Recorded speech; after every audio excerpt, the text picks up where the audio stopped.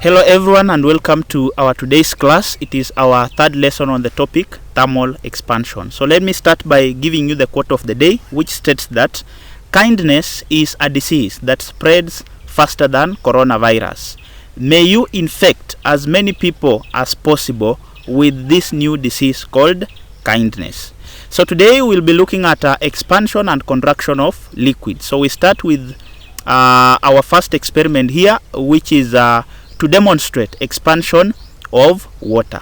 So in this experiment, the apparatus required, one is a glass tube. We will also need colored water. Why colored water? Because we need it to be visible. We'll also need a cork. We also need a round bottom flask and a source of heat, for example a Bunsen burner. So in this experiment, the apparatus are arranged as shown in this experiment. Then water is poured into the round bottom flask, and the initial level of water in the glass tube is marked. So initially, when the source of heat is introduced, or when the water in the round bottom flask is heated, it is observed that initially the level of the water in the glass tube drops, then after some times it starts rising. Now the question is, what causes the level of the water to drop? Then what causes the level of the water to start rising after some time? So the initial fall or drop of the level of the water in the glass tube is due to the expansion of the round bottomed flask. So remember, the heat first gets to the round bottom flask before it is being transferred to the water. So when the heat gets to the round bottom flask before it gets to the water, it means the round bottom flask expands, or it increases in size. So to increase in size, it means there is an extra space that has been created inside this round bottom flask. So that extra space is occupied by water. Then so it means the water, because the water is occupying the extra space that has been created inside this round bottom flask due to the expansion of the round bottom flask, that is what causes the level of the water in the glass tube to drop slightly. So the level of the water in the glass tube drops slightly due to the expansion of the round bottomed flask. Then after some time, it is observed that the level of the water now starts rising. So what causes the level of the water in the glass tube to start rising, that is after dropping, is now due to the expansion of water. So remember, after the heat has gotten to the round bottom flask, it is then transferred to the water. So when heat is transferred to the water, when it means that the water is heated, its temperature increases, therefore the water starts expanding. So remember, we said that expansion means to increase in size. So after some time, the level of the water in the glass tube rises due to the expansion of water. Now remember that water expands faster than the glass tube. That's why the rate of the expansion of water will exceed the rate of the expansion of the round bottom flask. That's why water starts rising after some time, because the glass tube the round bottom flask only expands to a smaller margin, but actually the level of expansion of water will be higher. So you can understand why glass tube expands lower than the water, because remember, these are substances in different states of matter. Water is a liquid, then actually the round bottom flask is a solid. So obviously in most cases the expansion in liquids will always be faster than in solids. So the initial drop of the water level in the glass tube is due to the expansion of the round bottom flask. Then the rise of the water level in the glass tube is due to the expansion of water, So we can look at experiment here, which is to compare the expansion of different liquids. So in this experiment, the apparatus required, we need 3 glass tubes. We need 3 liquids, that is water, methylated spirit, and then alcohol. We also need 3 round bottom flask and a water bath, of course enclosed in maybe a beaker or any other relevant instrument. So here is actually cold water. So initially you ensure that the level of the water in the glass tube and the level of the methylated spirit and the level of alcohol in the glass tube, they are exactly the same. So initially you ensure that the level of the liquids in the glass tube are exactly the same. Then you heat the water bath. So the purpose of using the water bath is to ensure that there is uniform heat distribution to all these 3 liquids. Then in the experiment, as you heat, you are expected to stir this cold water to ensure also that there is uniform heat distribution. So when the water bath is actually heated, it is observed that after some time, maybe after heating for something like 20 minutes, it is observed that this will be the new rise of the liquids in this glass tube. So it is observed that methylated spirit rises higher, followed by alcohol, then lastly water. So what this translates to is that it means that methylated spirit expands faster than alcohol, then alcohol expands faster than water. So if we compare the rates or the levels of expansion for liquids in this experiment, actually we can conclude that methylated spirit expands faster, followed by alcohol, then lastly water. Then what we call anomalous expansion of water. So anomalous is from the word not being normal. So it means that there is some case in which actually water expands in unexpected manner. So of course we know that whenever you heat a liquid, we expect it to expand or to increase in volume, but to some level there are some temperatures to which water disobeys these norm. So when water is heated from 0 degrees to 4 degrees Celsius, water contracts. So we expect it to expand with the increase in temperature, but from 0 degrees to 4 degrees Celsius, water contracts. Hence the word anomalous, or there is an anomaly that is observed. So you can be required maybe to explain or even define what we mean by anomalous expansion of water. So anomalous expansion of water is simply the unusual behavior of water whereby water contracts when it is heated from 0 degrees Celsius to 4 degrees Celsius. The unusual behavior of water where water contracts when it is heated from 0 degrees to 4 degrees Celsius. So remember that when you heat, for example, we can look at a case scenario whereby we are heating ice from maybe something like a temperature of negative 20 degrees, maybe up to 10 degrees Celsius. So when ice is heated from negative 20 degrees Celsius up to 0 degrees Celsius, it is observed that the ice actually expands. So the ice, when it is heated from negative 20 degrees Celsius to 0 degrees Celsius, it expands. At 0 degrees Celsius, remember that is where now the ice melts. It melts into liquid state. Now remember that melting is accompanied by contraction. Then melting also takes place at a constant temperature, that is at 0 degrees Celsius, because there is absorption of what we call the latent heat, or the specific latent heat of what? Fusion is absorbed. So at 0 degrees Celsius, the ice melts, therefore it is converted into a liquid state. So we have said this because there is absorption of specific latent heat of fusion. Specific latent heat of fusion, which occurs at a constant temperature. Now remember that actually melting is accompanied by contraction or decrease in volume. Therefore, when water is heated from 0 degrees Celsius, that is the water that has been obtained from the melted ice, when it is heated from 0 degrees to 4 degrees Celsius, it continues contracting. So it contracts from 0 degrees up to 4 degrees Celsius. That is now where we have the abnormality, what we call the anomalous, not normal, the anomalous expansion of water.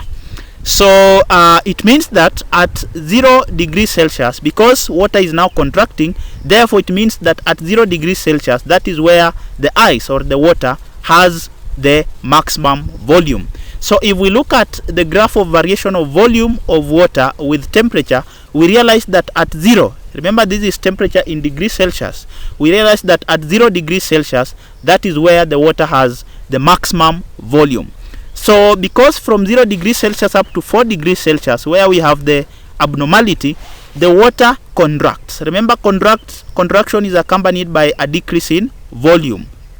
So the volume of the water decreases from 0 degrees, it decreases up to 4 degrees Celsius. So it means at 4 degrees Celsius, that is where the water has the minimum volume. That is where the water has minimum volume. So from 4 degrees Celsius, continued heating of the melted water, actually now water behaves in the normal way. So from 4 degrees Celsius, you continue heating water, it will expand in the usual or the normal way. So it expands from 4 degrees Celsius up to maybe up to 100 degrees Celsius. So this is the expected graph. So at 0 degrees, that's where the water has maximum volume. Then when it is continued heated, it is volume decreases from 0 degrees Celsius up to 4 degrees Celsius. Then from 4 degrees Celsius, continued heating of the water is accompanied by an increase in volume, or an increase in temperature is accompanied by an increase in volume. Now from this demonstration that I've done here, remember density is equals to mass over volume. Therefore it means volume and density, they are inversely proportional, or what that means is that when you increase the volume, the density decreases, because remember here it means you are dividing with a larger denominator. So for example, I've compared here, assuming we have water of mass 20 grams, then having a volume of 20 cubic centimeters, actually the density obtained is 1 gram per cubic centimeter. Now if I increase the volume from 20 degrees Celsius but keeping the mass constant, if I increase the volume to 40 degrees Celsius, the density obtained is 0.5 gram per cubic centimeter. So clearly you can see that the smaller the volume, the larger the density. The larger the volume, the smaller their density, and vice versa. So density and volume are inversely proportional to each other. That's why here on our graph here, when we have the volume being maximum, at that point the larger the volume, the smaller the density. At the same temperature, that is where we have the minimum density. So this is a graph of density against temperature. So at the maximum volume, we have the minimum density. At the minimum volume now, we have the maximum density. Of course, it's from this relationship. So density and volume are inversely proportional. So you can see that at 4 degrees Celsius, that is where the water has the minimum volume. That is the same temperature at which the water has the maximum density. Now from 4 degrees Celsius, the volume increases. Therefore, it means now the density will be decreasing, because density and volume are inversely proportional to each other. So the questions asked here, you can be required to sketch the graphs. You can be required to sketch the graphs to explain the anomalous expansion of water. So sometimes you can be given the graph of volume against temperature, then you are told to sketch the graph of what? Density against temperature. So this will be the expected shape. So you just remember that the volume of water is minimum at 4 degrees Celsius. That is where the density will be maximum. Then the volume of water is maximum at 0 degrees Celsius. That is where the density will be minimum. That is where the density will be minimum. We can also look at effects of anomalous expansion of water. So our first effect, we look at freezing of lakes and ponds. So remember, during winter or when the temperatures are low, it means that actually the water freezes, because when water is submerged below 0 degrees Celsius, it is converted into ice. So in winter or when the temperatures are low, lakes and ponds freezes. The water in the lakes and ponds freezes. So when it freezes, it means it forms ice. So because the density of ice, which is 0.92 grams per cubic centimeter, is lower than the density of water, which is 1 gram per cubic centimeter, it means the ice has a lower density than the density of water. Now when the ice has a lower density, it means it is lighter. Remember that lighter materials will always float. That's why you have a layer of ice on top here, then water is low. So the ice floats on the surface of the water because it has a lower density as compared to the density of water. Now remember that ice is also a poor conductor of heat. Therefore it means it insulates the surface of the water against heat loss to the cold air. So it means that the water below the surface of the ice is actually at some good temperatures which can support survival of aquatic animals, fish, and even aquatic plants. So below this layer of ice, actually aquatic lives can survive even in winter. For example, fish, plants, aquatic plants, and the other aquatic animals will survive at this temperature. Because there is a retention of heat, heat is not being lost because ice is an insulator which is floating on the surface of the water. Therefore, it prevents heat loss to the cold air that is above the ice. Another application actually involves what we call the icebergs. Now, what are icebergs? So an iceberg is a large layer of ice which is submerged at the surface of water. Remember, during in winter or in very cold temperatures, most of the water will actually be converted into it will freeze. It will be converted into the solid state, which is the ice. Now remember that an iceberg only a small layer, because a small layer of the iceberg will appear on the surface of water, for example in lakes. So it means this could interfere with the transportation in the aquatic or in the submarines that is in water.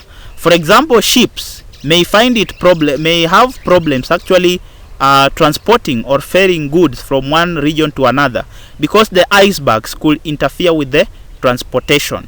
So only a small layer of the icebergs actually appears on the surface, but the larger size of the icebergs is below the surface of water.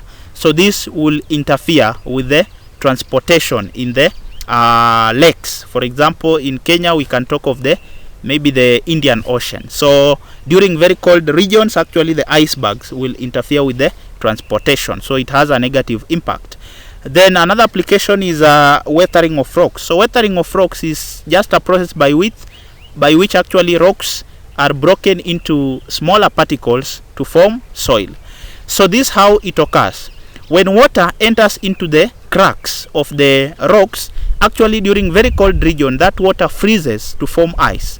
Now remember, ice is in solid form, so it means as the water freezes, it actually expands. That is, the ice formed actually will cause the cracks of the rocks to expand. So expansion of those cracks actually means that the rock is being broken into smaller pieces, which is very important to people studying agriculture, because formation of soil helps in growth of plants. So actually weathering is a positive impact, that because of thermal expansion, that is where when the water is converted into ice, it helps to break the rocks and forming soil. The last application is in water pipes. So water pipes which are actually ferrying water or transporting water during very cold weathers or during winter, that water might solidify or it might freeze into those pipes and forming ice. Now remember, because ice is in solid form, that solidification of the water into ice could cause breaking of those pipes. So that will be a negative impact. So you can be asked to give positive impacts or biological benefits of anomalous expansion of water. So one, we have survival of aquatic animals below the layer of the ice. Then two, we have weathering of rocks. Then negative ones, we have formation of icebergs, which interferes with the transportation lines in lakes and even in some oceans. Then another negative one is water pipes. So you should know both the positives and the negatives ones. So actually we've come to the end of our class today, but we cannot end without discussing the quote of the day. So the quote of the day simply said that kindness is a disease that spreads faster than coronavirus. How I pray that may you infect as many people as possible with this disease called kindness. So the say simply means that when you have a chance to do kindness in someone's life, kindly take a step and do it. Remember, when you do kindness to someone close to you, that person goes on to do kindness to another person close to them. The other person also does kindness to another person close to them. Therefore, the kindness keeps on spreading. It keeps on spreading. And also, yes, just do good. Do good to those around you. And I'm sure that actually God will bless you, especially during this difficult time that we have coronavirus. There are people who don't have food. There are people who don't have even the most basic things. So if you are in a position where you can help somebody, kindly take an initiative and help me to spread this kindness. I want it to spread like a virus. So please don't confuse and say that I've said that people should spread coronavirus. My virus in this case is the kindness, how I pray that you may spread it. This is Kind Tuition Academy. Kindly hit that subscription button on YouTube. Thank you.